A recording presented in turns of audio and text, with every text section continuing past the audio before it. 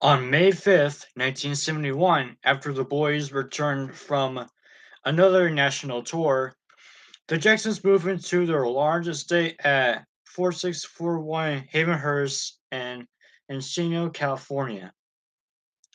The one in which Joseph and Katherine and miscellaneous other Jacksons who aren't Michael and Janet still live today. Joseph and Katherine purchased a property for $250,000. They moved in a day after Catherine's 41st birthday. Katherine had asked Joseph not to sell the two-bedroom home in Gary, just in case the family fortunes took a turn for the worse and they all had to move back to Indiana. Although Joseph didn't think that much reversal of fortunes was likely, he decided to rent rather than sell the house at 2300 Jackson Street. Today, the property is worth roughly $100,000 and still owned by the family. Joseph and Catherine had never made as large a purchase as the Encino estate and were native as to how to go about it. Joseph wanted to pay cash for the estate, at least, then we own it and no one can kick us out. But he didn't have that much capital. Anyway, Barry Gorey convinced him that the family needed as much of a tax write-off on the property as possible, since their income was increasingly monthly and that the interest on a loan could be written off their taxes. Although Joseph decided to put down the little as possible on the Encino property because his credit profile was not as good, he had to raise nearly 40% in order to qualify for a mortgage. That was a lot of money for a down payment, $100,000. Barry offered to lend Joseph and Catherine the funds, but Joseph declined. If we were going to live in that house, it's gonna be ours, he said Barry. Motown already had too much control over his kids. Joseph didn't want Barry also to have a vested interest in the family home. In the end, Joseph did manage to get the $100,000, but he had to secure a large advance on his son's future earnings. Of course, that advice came from Motown, which was Barry. Encino, which is a 35-minute drive from downtown Los Angeles, is one of the wealthiest communities in Southern California and home to many celebrities. The 2-acre Jackson estate was planted with 18 circuit trees and countless exotic plants, was guarded by an electric gate and flanked by a guest house, playhouse, and servants' quarters. Johnny Jackson and Ronnie Rancifer, the Jackson Five's drummer and organist, moved into the house with the rest of the family. This arrangement occurred because Joseph and Catherine were concerned about the influence with boys, but particularly Johnny, were having on their sons. Both youngsters liked to spend what little money they were given, rather than save it. They were also smoking cigarettes and drinking liquor. Joseph had considered letting them both go, but decided that it wouldn't be fair since the boys had been a part of the band since the early days of Gary. The house had 5 bathrooms and 6 bedrooms, recalled Susie Jackson, Johnny's former wife. Jackie and Ronnie shared a room. Taylor was with Johnny, Jermaine with Marlon, Michael with Randy, and Latoya with Janet. And then there was one left for Joseph and Catherine. There were a lot of people living there. The family room had a recessed floor surrounded by a wraparound couch. The walls were lined with numerous plaques, gold and platinum records, signifying millions selling records and albums. One reporter noted that the room resembled a cross between a motel lobby and the floor of a Sunset Boulevard record company.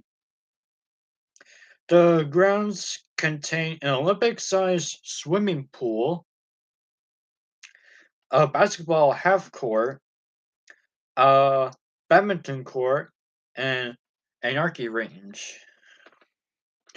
The tranquil surroundings promise limitless peace for such a famous family. Hopefully, here they could be soothed and refreshed in their time away from the invasive eyes of the public. Plans were made to add a $100,000 recording studio and a $25,000 dark room. Jackie Jackson's disdain 240Z was usually parked in the driveway along with Catherine's new Audi, Joseph's gold Mercedes 300 SC convertible, and the family's huge van. We have fun up the big house, says Susie Jackson. And time many of the family's relatives refer to the Jackson estate as the big house. Because it felt it had become as much a prison to the Jackson sons and daughters as it had been a home. It wasn't all drama and backstabbing. There were parties, and in the beginning, we had special closeness. I remember a lot of fun times when they first moved in. Every time we were in the house, we were roasting peanuts. Though Catherine enjoyed the opulent estate and other aspects of her new life, she missed Gary. Simply put, she was not as happy as she thought she might be in Los Angeles. She missed her old friends and relatives. And if Southern California had been to her new home, Catherine would not allow the glamorous surroundings to influence her or her family to act in a pretentious manner. She was determined to maintain a sense of normality around the household. Also, the Jackson family did not hesitate to show their appreciation to people who had helped them in their careers. Instead of small, imminent gatherings, they preferred large, ostentatious affairs where quantity the most important consideration. Catherine looked at these parties as come on overs. Only instead of root beer and pretzels on the back porch, she put out a lavish spread at the family estate. Always a gracious hostess, she made everyone feel welcome. Joseph's pride in the house was obvious. He would give tours to anyone who seemed interested. In August 1972, after the Jackson Five finished their engagement at the Forum Los Angeles, Catherine and Joseph held such a pretty party at the family home for about 50 press and show business friends. Catherine and Joseph did not disappoint their guests. The 12-foot long buffet offered hamburgers, roast beef, chili, shish kebabs, fresh chilled fruit, and seafood. Pastries were heaped on a cart decorated with red and yellow roses. In the middle of the family's oval swimming pool, Joseph floated a huge J5 logo made of roses and tuta carnations for entertainment. The Jackson 5 challenged the Temptations to a basketball game. The Jacksons won. Those were rivers gifts and many of the Jackson family's coming overs between the year 1976 and 1981 at the Jackson's estate in Encino. The Jacksons' phone number will be routinely changed by the phone company every month to guard against outsiders having it. Nevertheless, the number always got out. Once, a girl from Network called to talk to Michael at 2 in the morning. 2 in the morning. Just one day after the new number was assigned. As always, Joseph's limited phone calls to 5 minutes and would not hesitate to use a strap on any junior family member who broke that rule, pop star or non pop star. The way to say the least, the children were well disciplined. In fact, the boys were known in Hollywood circles as the best behaved youngsters in show business. You sometimes thought they were too nice, said one reporter. It was as if something was wrong somewhere. They were sort of spooky. Jermaine Rose recalled that when the family moved into the Encino home, the familiar closeness began to dissipate, simply because there was so much space. We were real close when we had the other homes before Encino, he remembered. And Gary, we had two bedrooms, one for our parents and one for all of us. You had to be close. You felt that closest as a family, but in Encino, the place was so big we had to make plans in advance to see each other. I think that Michael in particular was unhappy there. He felt, as I did, that we were all losing touch with each other. And in June 1971, the Jackson 5 released another single from Motown, Maybe Tomorrow, which went on to sell 883,794 copies. Not as many as previous efforts, but still respectable. A month later, the group taped its first television special, going back to Indiana for ABC TV. It would air in September. There, they would even have their own cartoon series. That's how popular they became in such a short time. The Jacksons' actual voices were heard in musical numbers, but their dialogue was provided by young black actors. That summer, the Jackson 5 performed 50 shows on tour, the longest series of one night performances ever attempted by the boys. I wish for once we could finish that show and not have to leave before the end because of the crowds rushing the stage, Michael complained. We have a real good ending, but we never get a chance to do it. At Madison Square Garden, in August of that year, the show had to be stopped after only 2 minutes when the audience stormed the stage. Return to your seats, please, a frightened Michael begged. Ultimately, though, the group had to be extracted from the crowd and rushed away from the premises. The show resumed after the audience calmed down.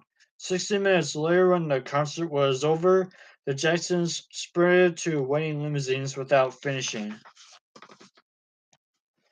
their last number. In order to get away as quickly as possible, the audience went berserk. Once the fans realized that the group was gone, they surged onto the stage like an angry mob, sweeping away police and security men and swarming the dressing room looking for their idols. This was heady time for the boys from Geary, and they were never again to be as close as they were during those early days, nor would they have as much fun.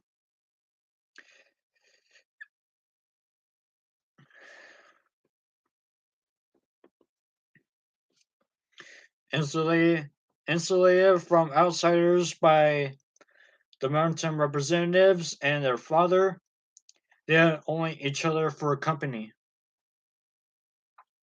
To occupy their free time, they enjoy dropping water balloons and paper bags filled with water from hotel room windows, having pillow fights with one another, and playing Scrabble, Monopoly, and card games. They gave Jermaine the nickname Las Vegas because he became such a skilled card shark. Michael was full of memories of taxing wrestling matches and shoving cream wars with his brothers while they were cooped in hotels, or fast walk with his brothers while they were cooped in hotels asleep. He said Michael, who was 12 at this time, was quite a prankster. He liked to phone room service, order huge meals, and then have them sent to the rooms of strangers in the hotel. And he especially enjoyed setting up a bucket of water as a booby trap above the doorway to his and Jermaine's rooms. They always shared quarters, judging whoever opened to walk into the room. Mike always blamed me, Joseph recalled with a grin. He loved practical jokes, looking us out of our rooms and our underwear, swearing with us war pistols. They were almost always his idea. We had so much fun. It was all fun, all the time. Indeed, success was sweet and innocent for the Jackson Five. We don't have no gold records, Michael once told me during this time, a sad expression on his face. Then, after a beat, he explained, they're all platinum. Occasionally, one of the Jackson brothers would show some interest on the opposite. Backstage at the Hollywood Bowl, when the group performed there, Barry Gordy's 16-year-old daughter Hazel had her arm around Jermaine, also 16, and seemed to be nibbling on his ear. Joseph watched with great interest and pulled Jermaine aside. What's the deal with her? He demanded to know. I don't know, Jermaine said, shrugging his shoulders. She likes me, I guess. At first, Joseph was annoyed. Then he became thoughtful and nodded his approval. Barry's kid, he muttered to himself. Not bad. Not bad at all. During the concert, Jermaine decided to dedicate his solo of Bridge Over Troubled Water to Hazel for her birthday. The audience's reaction was lukewarm, whereas usually got a standing ovation for the number. This evening, and seeing that the female fans in the crowd did not appreciate Jermaine's honesty about his friendship with Hazel. Jermaine recalled, my father pulled me aside, I remember, and he said, you better not do that again. And I said, you know, you're right, I better not. And I didn't.